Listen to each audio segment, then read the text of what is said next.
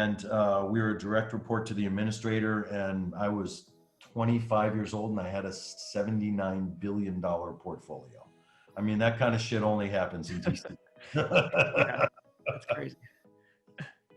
And then when I left the administration was when I went and opened Gorman Health Group and got Okay, gotcha.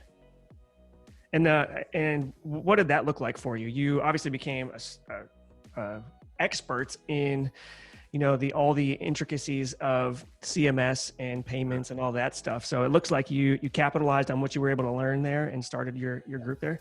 What did it specialize in? What did you guys handle mostly? Well, we initially started out really as a compliance practice, just helping plans stay out of trouble with CMS and state regulators on Medicare risk and Medicaid managed care contracts. We quickly translated that into doing operations fixes in basically every department of a health plan where we were turning up compliance issues. So we assembled this ninja squad of the best operators in the industry in each department within a health plan. And so that when we found compliance problems, we could then pivot to solutions and fixes that would stick.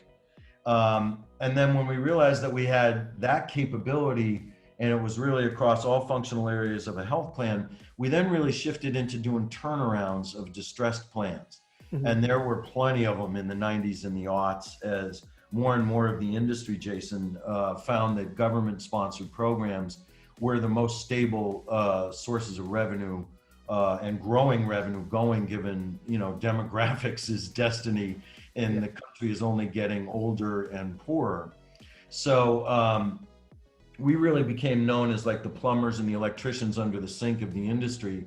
And most of our biggest engagements were in fact doing turnarounds of big insurers that got into serious financial or operational or compliance trouble, restoring them to health, and then basically taking a piece of the equity of each of those plans on the way out for having fixed them.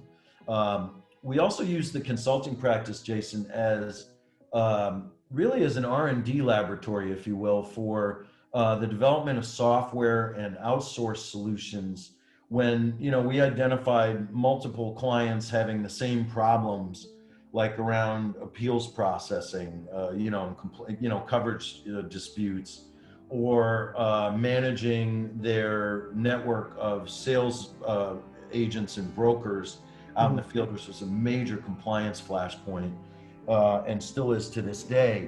And then we would we'd go into the lab and we'd develop a piece of software or an outsourced service that we thought we could do better than the plans were managing to do on their own.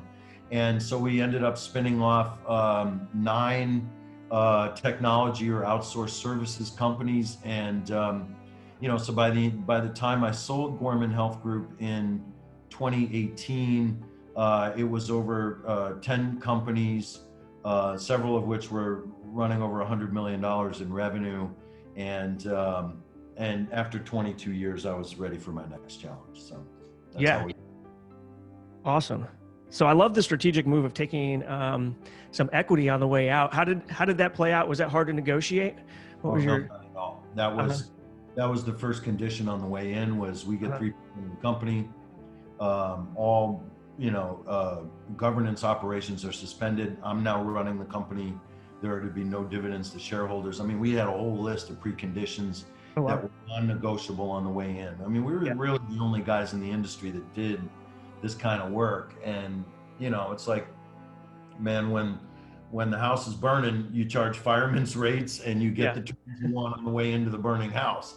So those were often, our most lucrative projects. We, for instance, turned around XL Health in Baltimore, which was a Medicare Advantage special needs plan that focused on, mostly diabetic Medicare beneficiaries, mostly dual eligibles in rural red state markets. Very tough population, very tough to reach.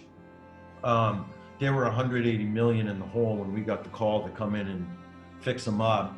A year and a half later, we had them at 180 million in the black.